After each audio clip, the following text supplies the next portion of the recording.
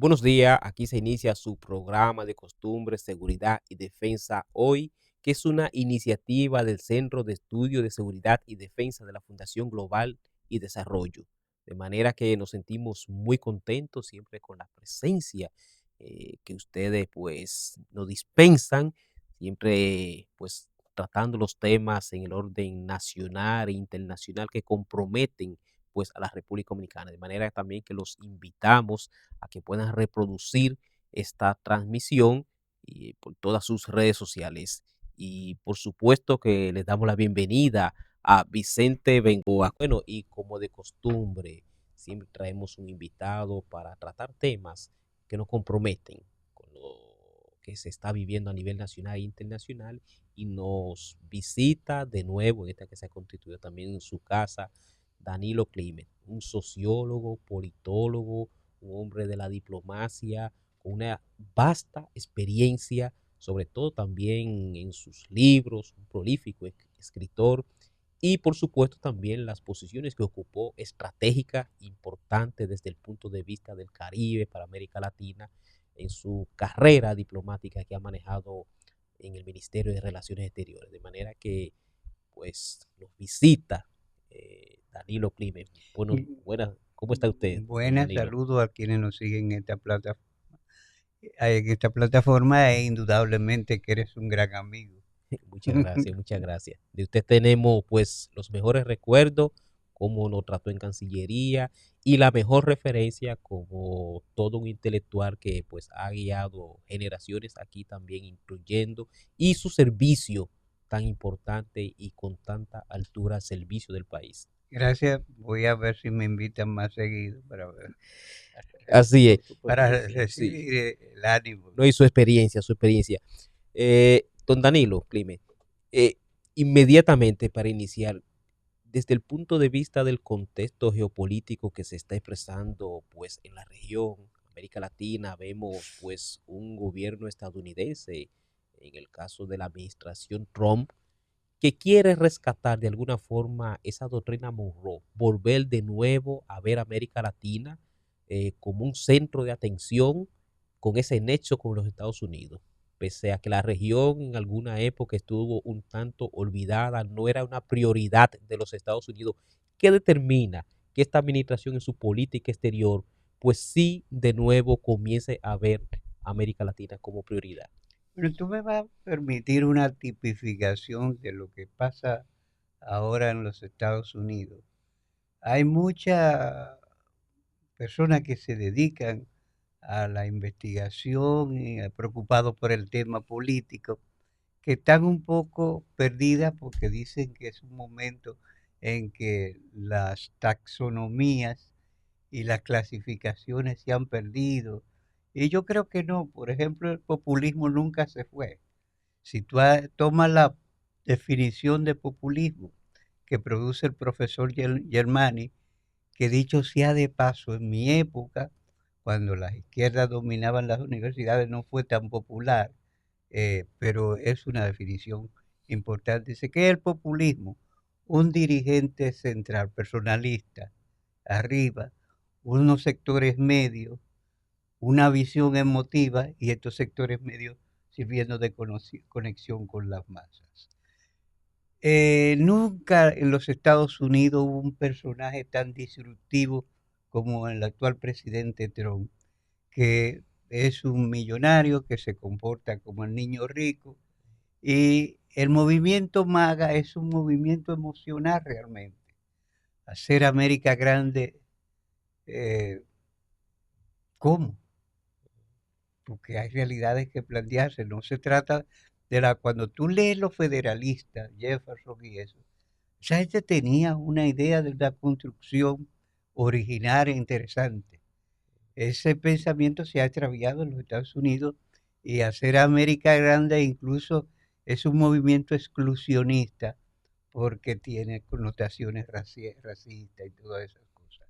Entonces, lo que ha servido es para hacer más disruptiva la política internacional.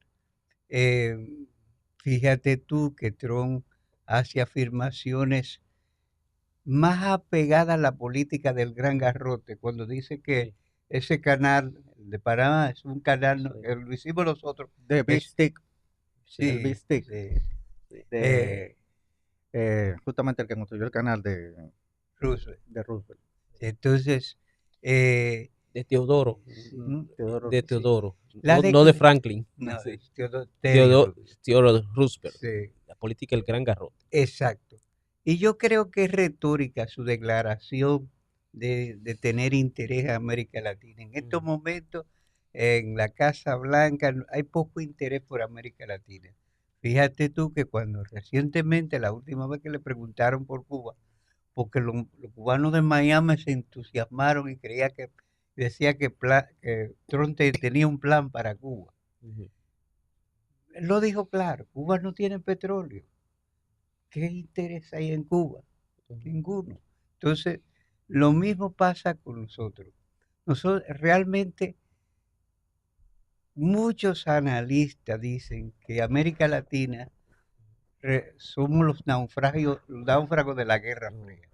Y yo creo que seguimos siendo los grandes náufragos. Todavía no nos hemos dado cuenta que debemos pensarnos nosotros porque no estamos en el mejor momento. La OEA es la organización supraestatal que inició un movimiento de integración, el panamericanismo. Hoy la OEA está prácticamente muerte cerebral. La organización no rinde ninguna actividad, justamente cuando más se necesita.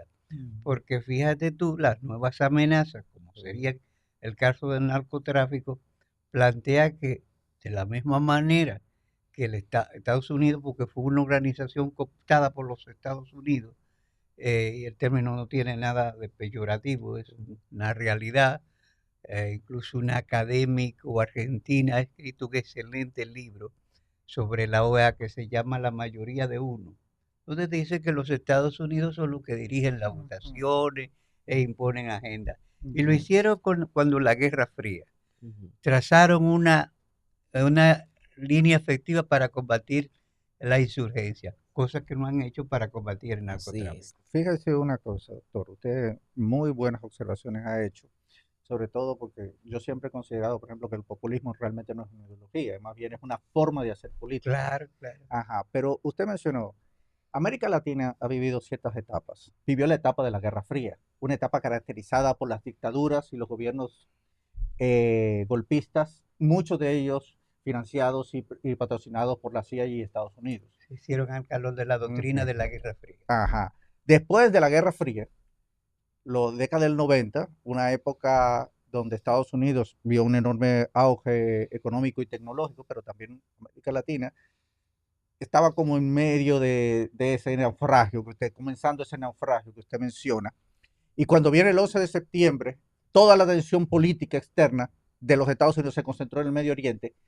Y América Latina pasó algo. Sin la atención de esos elementos de inteligencia norteamericanos, empezaron a surgir los gobiernos de izquierda. Lula, Chávez,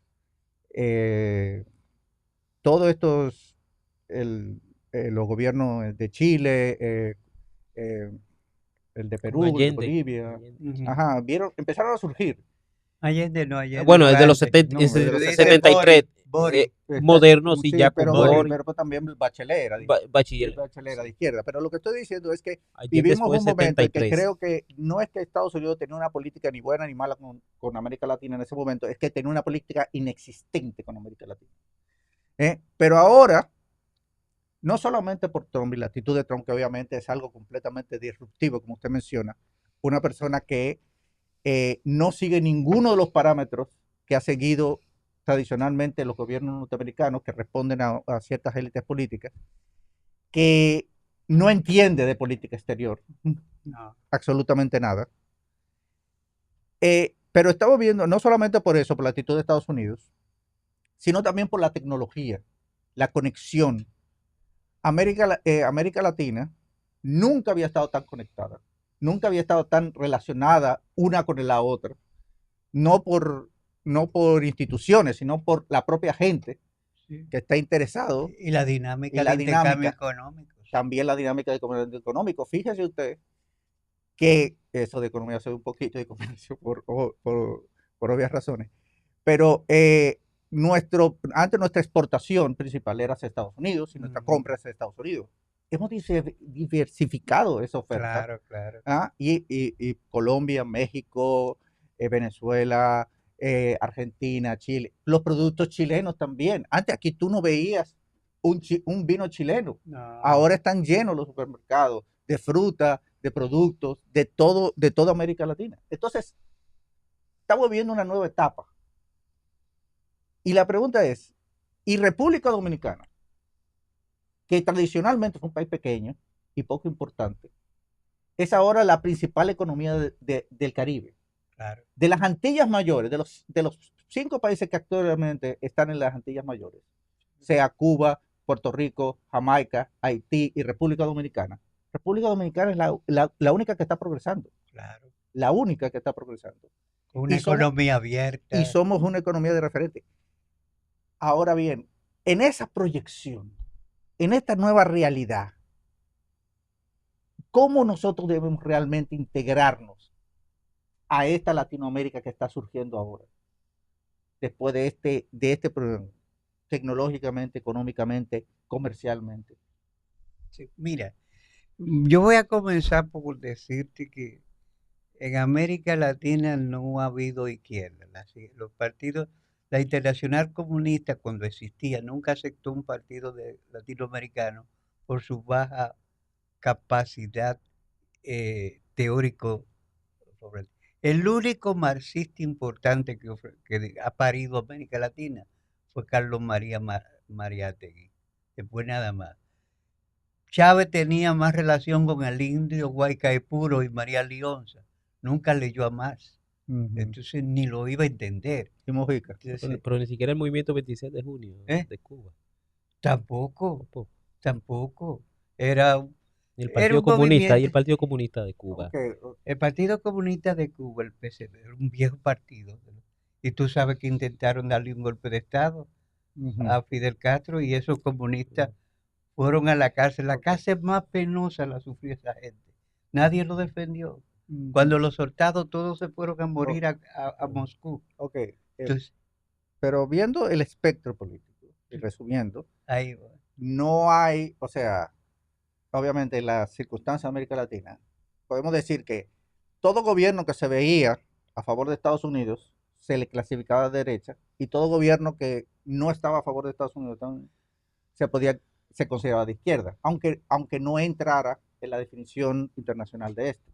Mira, yo creo que uno de los elementos inteligentes de Pepe Mujica, que fue un insurgente básicamente, porque el movimiento Tupamaro lo que predica ese esquema desastroso de poner lo militar sobre lo político, fue lo que sufrió un hombre valiente, pero bueno, un hombre de idea. Fíjate que él no se peleó con Norteamérica, con la Norteamérica anglosajona, que son porque hay una Norteamérica que no es anglosajona, México está en Norteamérica, sí, por y supuesto. Canadá está en Norteamérica. Entonces, yo creo que es poco práctico pelearse con Norteamérica, amén de que nosotros tenemos una cantidad de gente allí, incluso que hemos convertido, y eso es un desatino, la remesa en un vector para análisis económico, de todas esas cosas. Yo creo que lo que ha faltado, nos está faltando a los latinoamericanos, y yo espero, porque sé que conoce muy bien el pensamiento de Gustav von Metternich, creador del moderno Estado austríaco. El presidente Leonel Fernández lo conoce muy bien, hemos hablado de eso. Y no ha faltado en América Latina un Gustav von Metternich que sea capaz de coaccionar lo que Peña Valle llamaba la política de bloque. Por ejemplo, tú tomas el Caribe, los pequeños estados insulares del Caribe, somos 22. Si votáramos en cohesión en los organismos mundiales, 22 votos te crean un cambio en la balanza que debería ser porque Peña Valle decía con mucha certeza que el microorganismo en política internacional importa muy poco. Entonces, visto la cosa en grande, nosotros somos un microorganismo en la geopolítica mundial. Pero si surgiera ese Sócrates que sea capaz de movilizar una visión de pensamiento integrada, que integrara a muchos países con los intereses egoístas que debe tener todo Estado, porque los Estados no tienen amigos ni enemigos permanentes, tienen intereses. Entonces, nosotros tenemos posibilidad de una interdependencia compleja basada en la colaboración y la asistencia mutua. Porque la Guerra Fría, por ejemplo, en 1961, después de la crisis de los misiles, los norteamericanos cambiaron la política y formaron la Alianza para el Progreso. En ese momento, Puerto Rico se transformó en una vitrina del anticomunismo. Se llevaron muchas empresas a Puerto Rico. Si tú vas a San Juan hoy, eso es un cinturón de óxido. ¿Por qué? Porque nosotros estamos solos y debemos entenderlo. No tenemos que pelearnos con nadie, sobre todo con una potencia del tamaño de los Estados Unidos. Una cosa es Estados Unidos de Norteamérica y otra cosa es el complejo militar industrial. Y debería dársele difusión al discurso de Eisenhower, que decía que los norteamericanos, sus discursos de despedida, debían temerle al complejo militar industrial. Algo que no se dice es que mientras se promueve una guerra desatinada en Irán, los hijos de Trump han invertido en la industria militar y la fortuna de la familia se ha incrementado en 5.000 millones de dólares, cosa que en los Estados Unidos era pecado mortal. Hoy es pasado como una frivolidad asombrosa, porque son tiempos en que la política se ha frivolizado, aquí y en todo el mundo. Fíjate tú que nosotros estamos amenazados aquí cuando un miembro de la comunidad coprológica, de la comunicación coprológica, dice que va a aspirar a presidente de la República y anda haciendo bulla por ahí. Entonces, eso representa una amenaza para nosotros. Yo siempre, si tú estudias las tendencias que se dan, en Venezuela la crisis comenzó justamente cuando los cómicos empezaron a pelear a la presidencia, el Conde del Guácharo y esa cosa. Y se debía, En Venezuela, sí, el en conde de Venezuela, Guácharo. sí, Sí. y se debía a que el sistema de partido había entrado en una barrera de crisis, la Conchupache. Esa barrera de crisis ya nosotros estamos hace tiempo. Fíjate tú, el Estado dominicano actualmente, tenemos un dinamismo económico impresionante. Fíjate cómo se están construyendo nuevos polos comerciales, el movimiento es activo, tú te encuentras con gente de todos los países haciendo negocio aquí. Pero también tenemos la antinomia de que mientras mucha gente del extranjero viene aquí a quedarse a hacer negocios, 49% de los dominicanos dicen que de aquí hay que irse. Entonces, es una antinomia que representa una amenaza.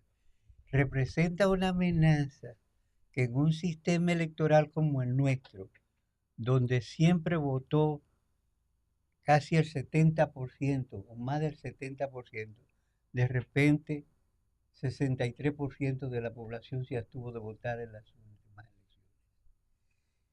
elecciones. Hay una organización internacional que mide el coeficiente de confianza política en todo el mundo.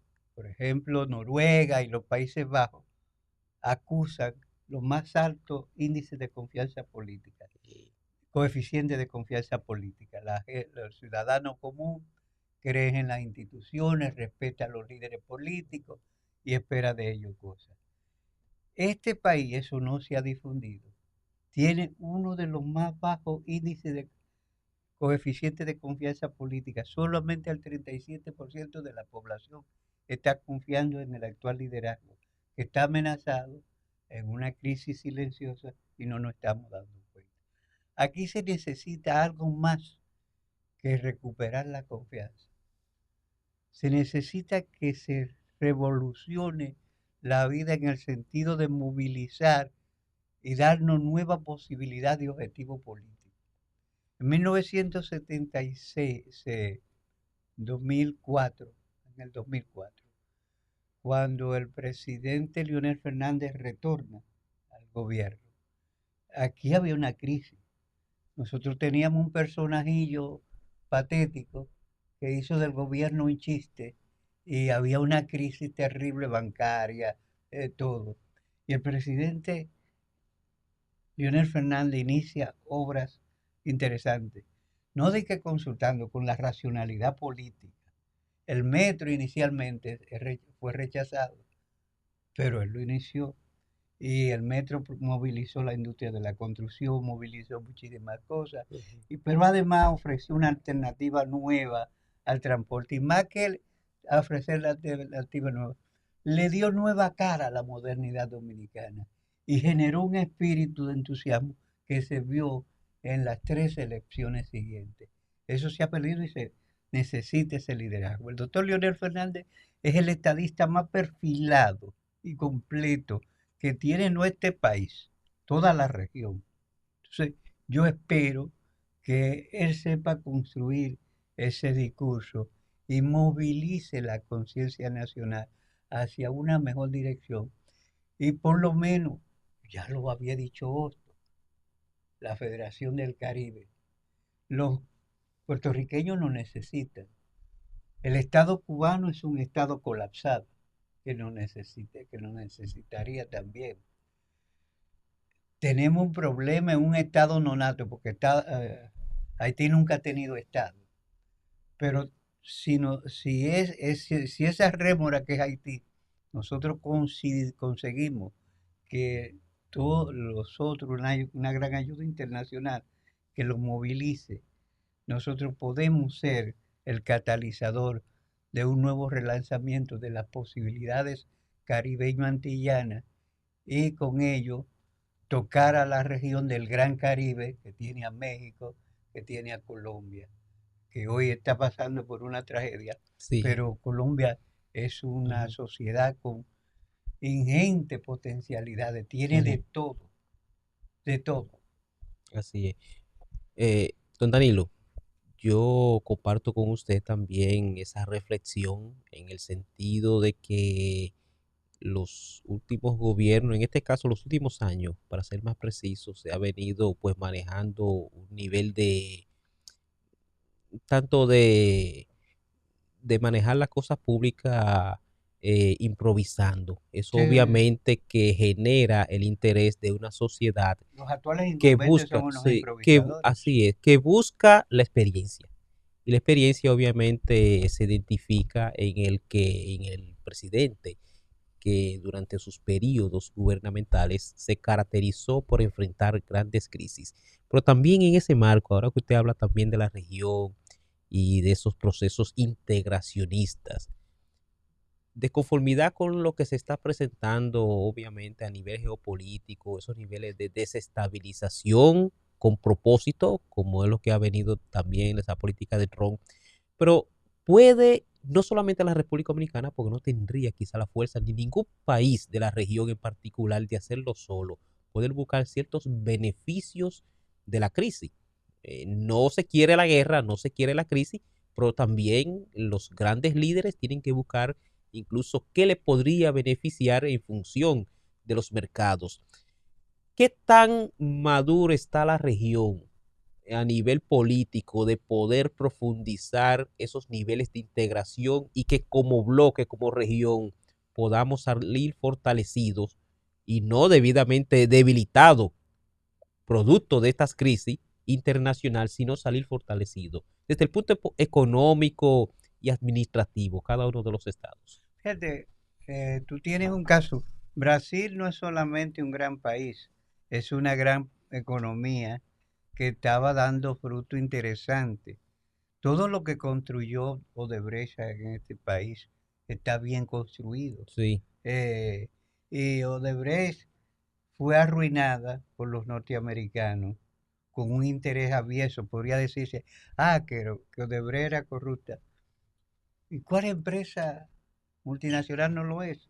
Ahí hay un libro que yo se lo recomiendo a todo el mundo siempre, que es un texto de un norteamericano que fue operador de la Bolsa de Valores, trabajó para el Departamento de Estado y para corporaciones internacionales. Y el texto se llama Memoria de un gángster económico, porque todas las empresas funcionan. Oye, las 5 hermanas de la gasolinera han borrado culturas en África. Lo de Odebrecht era un jueguito comparado, porque Odebrecht tenía que jugar con los elementos Y, que y- impone el y ajedrez. la minería en África, o sea, qué desastroso ha sido para la Sí, sí, sí. humanidad. Ujú. Exacto. Entonces, yo creo que, por ejemplo, esa cooperación con países grandes como Brasil, que están tratando de despertar. Eh, los brasileños bailan demasiado y juegan demasiado fútbol, pero están tratando de despertar. Y la cooperación con Colombia, eh, Venezuela logrará superar su actual estado de limitaciones. Y yo insisto en que nosotros podemos movilizar un espíritu de cooperación sin entrar en conflicto con Norteamérica. Eh, por ejemplo, Canadá es un gran país, Ujú. mucho más extenso que los Estados Unidos. Y los canadienses también necesitan alianzas estratégicas y económicas. Entonces, el mundo está ansioso y el Hay mundo, oportunidad para la región, yo creo que en sí, esencia. sí, sí, Pero muchísimo. eso requiere un liderazgo político, administrativo, que piense en esa dirección. Sí, y más que un liderazgo individual, lo que nosotros nunca hemos tenido, una élite orgánica que tenga visión, Un internacionalista. sí, un internacionalista, pero que las universidades que no han jugado papel ninguno aquí jueguen un papel como tanques de pensamiento. Claro. Eh, Fíjate, nosotros somos un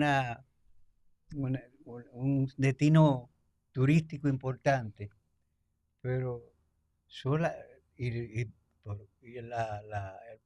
que es Fray Rainieri y todo eso Punta Cana es para estudios en universidades. Es una cosa interesantísima. Pero es el resto de negocio hotelero, nosotros estamos haciendo un más negocio. Traemos españoles, le damos financiamiento, le regalamos la tierra y así no puede ser. Ujú. Eh, Sí, doctor, mire, usted mencionó algo ahorita, que es de que los países no tienen amigos ni enemigos, sino Ujú. tienen intereses. Y creo que uno de los problemas de América Latina es justamente que ha habido cada región o cada país ha tenido a veces intereses encontrados, e intereses que se alinean o no se alinean con los unos con los otros o con las grandes potencias.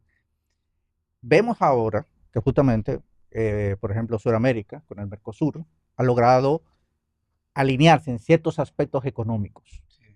Vemos ciertas alianzas que se han intentado, pero en realidad somos países, a pesar de que tenemos una idiosincrasia común, un idioma común, una historia más o menos común, somos países también muy distintos en muchas cosas. O sea, no es, México, yo siempre he dicho, México tiene más en común con Estados Unidos que con el resto de América Latina, culturalmente y políticamente, por toda la integración que tiene. Y pero obviamente Chile es otra cosa, Chile no es lo mismo que Brasil, República Dominicana no es lo mismo que Haití, que lo tenemos al lado, que es del cielo a la tierra. Ujú. Entonces, hay un problema de alineamiento, y sobre todo de alineamiento porque estamos viviendo en una época de realineamiento a nivel internacional. Y vemos que, por ejemplo, usted mencionó Brasil, que ahora el principal socio comercial de Brasil es China. Y vemos la influencia de China cada vez más en países de la América Latina. ya hace mucho tiempo que está en África y hace mucho tiempo que está en Asia, pero vemos ahora cómo China ha El estado dragón despertó. ajá, el dragón, eh, y estamos viendo esa influencia. Estados Unidos tal vez es una reacción de que quiere alinearse, pero ¿cómo va en este tiempo? La región tendría que buscar alineamientos, yo no creo que políticos, sino más bien comerciales y económicos. ¿O usted qué opina?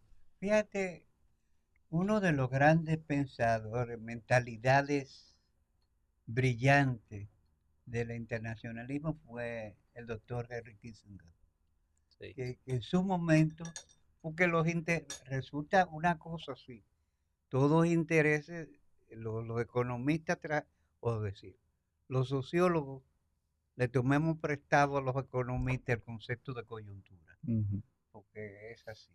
Una coyuntura es un tiempo y es más que la temporalidad, el conjunto de factores y de vectores que se alinean para conformar un escenario político social determinado. En un momento determinado. Sí. Entonces, en ese momento, el acercamiento de Estados Unidos a China, iniciado por el doctor Kissinger, alteró la balanza de poder, que era lo que ellos querían. Obviamente los chinos tenían su cálculo. Con El, Reagan, cuando sí, Reagan. el cuando concepto, Nixon. Nixon, Nixon, con sí, Nixon, sí, sí. con Nixon. El concepto, fíjate, Pero fue secretario también Sí, con con Reagan. Nixon. cuando se estudia la filosofía oriental, tiene una visión del tiempo muy diferente a los occidentales. Por eso cuando fueron a discutir, como haces tú, que le dijeron, bueno, lo de Taiwán, dice, no, no, no, no se preocupen por Taiwán. Nosotros tenemos 100 años para esperar Ujú, qué podemos hacer. Entonces, eso iba a alterar las cosas. China tiene muchos intereses entonces, porque está creciendo. Por ejemplo, los chinos nos han ofrecido construir el puerto de Manzanillo, ujú, que cambiaría la configuración geopolítica del Caribe. ujú, Los norteamericanos se han opuesto a que los chinos construyan ese puerto. Que los chinos han construido un puerto en Perú importantísimo y ya van para el segundo. ujú. Y el que quieran Ah, hacer Nicaragua sí, también. querían hacerlo. Pero este gobierno no ha tenido la visión ni la capacidad estratégica para negociar la construcción de... Si los norteamericanos se oponen, pues entonces vamos a negociar con los norteamericanos la construcción. No nos caigamos en la inacción, porque siempre, ¿qué tienen de problema las alianzas? Que es un juego de poder y de intereses. Entonces nosotros lo que debemos ver es cómo manejamos los intereses. La América Latina dice una cosa interesante. México es un país que hay un autor que ha escrito un estudio sobre México basado en la cantidad de regiones distintas que hay en México y las configuraciones étnicas diferentes. Cuando tú vas a la frontera entre México y Guatemala, las tribus indígenas que viven ahí consideran esa frontera inexistente, porque para ellos es lo mismo, los Ujú. indígenas que están en Guatemala son los mismos que ellos. Entonces, Pasa con Costa Rica y Panamá, con los exacto, bribri. exacto. No aceptan di que Pero pasaporte. nosotros tenemos un problema genético estructural, lo que se encuentra. Fue la gran desgracia de Bolívar. Ujú. Se van a conmemorar un aniversario más del fallido Congreso Anfitriónico, en el cual Bolívar soñó con esa gran unidad latinoamericana, La Gran Colombia. que no se produjo nunca. Y se produjo por una falencia enorme de nuestras sociedades. Cuando Bolívar construye la Gran Colombia, va donde su maestro Simón Rodríguez, con la constitución, y le dice, maestro, aquí está la república. Simón Rodríguez lo vio y le dijo, ¿dónde están los republicanos? La construcción de ciudadanía que sepa, Chapo, cómo es que vienen extranjeros aquí, prosperan y dominicanos quieren irse en yola a una sociedad que tiene más problemas que la nuestra. Ujú. Entonces, nosotros tenemos que reorientar nuestra sociedad internamente. Y, y entonces, por eso insisto en que deben despertar las universidades, porque nuestras universidades son factorías de títulos. O sea, que titular gente a veces con poco conocimiento. Hay carreras que deberían cerrarlas, como la de mercadeo. Porque ¿para qué necesitamos nosotros 3.000 mercadólogos para una sociedad que el economista sabe que es un mercado pequeño, con grandes Sin limitaciones? limitaciones. Claro, Sí, no, o sea, solamente el estado de Nueva York produce y consume 10 veces más que nosotros. entonces ese tipo de... Debemos cerrar la carrera de derecho como por 30 años.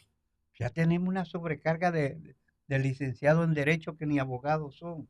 Entonces, esta sociedad debe estar sometida a una reingeniería que sepa enfrentar esos grandes retos y desafíos que nos está imponiendo la configuración del mundo actual. ¿Usted cree que es necesario también una integración de las universidades de América Latina? Homologaciones, conferencias mutuas, clases, intercambios, hacer hacer una conexión de académica. Eso se planteó en 1970. Intelectuales dominicanos participaron en un gran encuentro. Imagínate, Pedro Mir, eh, los más granados de esa Sí. época, en la UNAM. Estaba también Charles Pierre y su esposa. Y se planteó crear un centro de estudio tu- dominico-haitiano. Ujú. eh, y la posibilidad de que la UNAM integrara un centro de estudios del Caribe. Todo eso se quedó en papeles. Entonces, lo que nosotros debemos reactivar muchísimas ideas. Oye, lo que Hosto formuló sobre la Confederación de las Antillas son ideas que no han pasado. Hay reflexiones de Martí que nos dicen mucho para ahora, pero además no se refiere, nadie trae sobre la mesa la tesis de Américo Lugo, el Estado Dominicano frente al derecho público, fue su tesis, en la cual la tesis se presentó en el 1915. Él le dice a los dominicanos que necesitan reconfigurar el orden interno, si no los Estados Unidos iban a intervenir en el país. Nadie le hizo caso. Y el 16 estaban los norteamericanos aquí. Entonces, es necesario que el pensamiento, que nosotros construyamos un espacio de debate interno que no existe. Aquí hay mucha bulla, eh, gente que se dice comunicador, que empieza a postular en una plataforma y a vocear cosas. Incluso la vocinglería se ha puesto de moda. Ujú. Hay muchas personas, buena gente, pero que ni siquiera se han leído un libro decente en su vida, No. que están voceando Así es. y se están postulando cosas. La feminista dice que las universidades están llenas de mujeres. Y es cierto, pero están estudiando. Es una gran pregunta. O sea, ¿cuántas mujeres están estudiando? Nosotros queremos convertir la cuestión sexual en una cuestión política y no es, es el pensamiento, la construcción, la Mm. formación. Así es.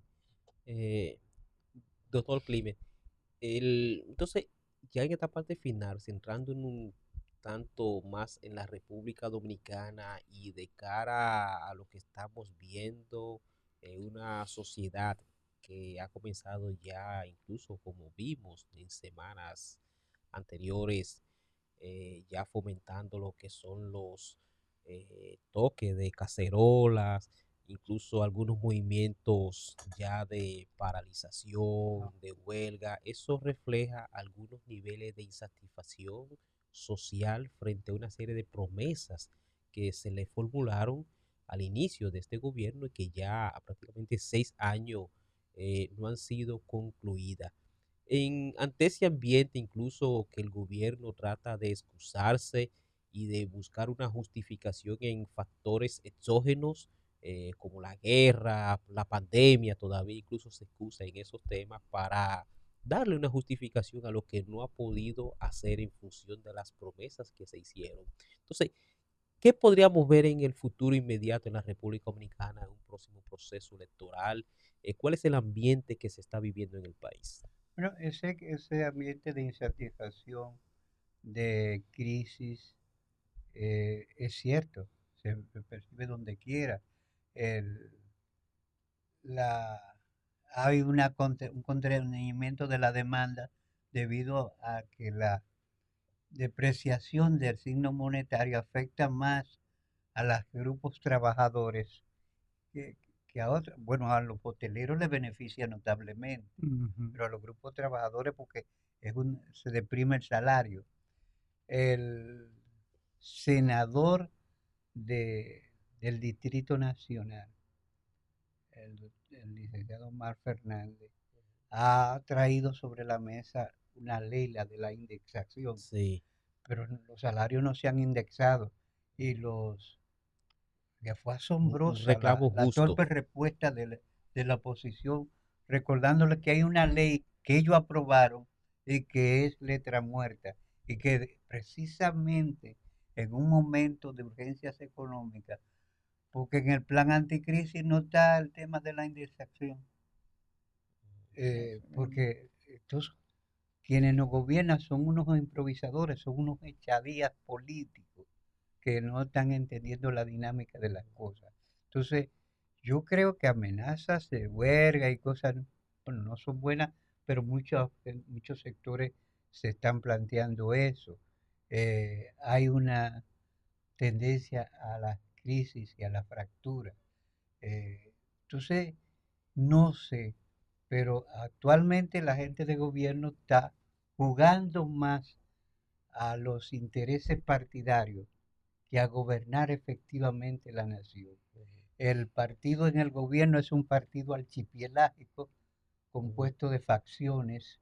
Han logrado reeditar un pacto faccional este domingo que aparentemente lleva el equilibrio a la vida interna partidaria, pero tú te encuentras con que montones de gente está más preocupado en alimentar su facción para contender en las próximas Sí. elecciones que realizar una tarea de gobierno eficiente. Justamente hablando de la crisis política, más bien dicho, de la crisis de los partidos políticos en la República Dominicana, que siempre ha habido falencia, pero ahora vemos que, por ejemplo, los partidos tradicionales, o lo que llamamos partidos tradicionales, el PRD, el Partido Reformista, inclusive el PLD, se han vuelto sombras de lo que una vez fueron. Han disminuido mucho en poder. El PLD inclusive se ha disminuido considerablemente y rápidamente. Un bolero famoso que es sombras nada más. En eso han caído. En eso han caído. Pero también vemos cómo partidos nuevos se forman alrededor de personalidades, no a través de, porque los partidos políticos tendría que ser un partido alrededor de una ideología política y no la estamos viendo. No, Ujú. eso es lastimoso. Ajá. Y estamos hablando de, usted habla muy bien, de grupos. Sí, pero no son grupos políticos en realidad, son grupos de interés. Son facciones Sí, personalistas, personalistas a veces hasta para camarillas. y de grupos que tienen intereses comerciales y económicos muy particulares, que muy primarios, que tratan de satisfacer ahora rápidamente y reaccionar. Entonces, ¿cómo podemos enfrentar esta crisis? Porque usted mismo lo mencionó. Una crisis pasó en Venezuela, que se desintegraron los partidos políticos. Sí. Ha pasado en Estados Unidos, que cayó, el Partido Republicano cayó en las manos de un grupo de populistas, sí, que desintegraron la cúpula tradicional de ese partido. Y vemos lo que pasó. Estamos viendo también, lo estamos viendo en México, lo estamos viendo en todos lados. Entonces, nosotros, República Dominicana, que vemos ahora que esos partidos tradicionales ya no existen, porque seamos sinceros, no existe el voto duro. Desapareció el voto duro. La gente, y yo lo he dicho varias veces, la gente es más leal a su equipo de pelota que a su partido político. Y se identifica más con su equipo de con su equipo de pelota que con el partido político o con la ideología política. Entonces, ¿qué podemos hacer? ¿Cómo se enfrenta a eso? Mira, ese un gran... pues, los analistas de seguridad distinguen las amenazas cuando las amenazas son situaciones negativas potenciales, pero el riesgo es cuando esa amenaza cristalizan ya como actividades de, de posibles problemas en curso. Y ese es un riesgo que nosotros estamos teniendo. Y yo supongo que, por ejemplo, una de las fuerzas que está creciendo, que es el Partido Fuerza del Pueblo, debe enfrentar esa carencia, ser un partido de masa, que fue el gran problema que pasó con el PLD. Don Juan pensó en un partido integrado, De De cuadro. cuadros. sí, que fue el partido eficiente, que no lo comprendieron los PLDistas. 18,000 militantes se transformaron usando la visión de la física en esa palanca que movilizó el país. Se cristalizó en ese momento el sueño de Bosch, un partido dinámico, agresivo, coherente, activo y movilizado, que se estaba colocando al frente de la sociedad.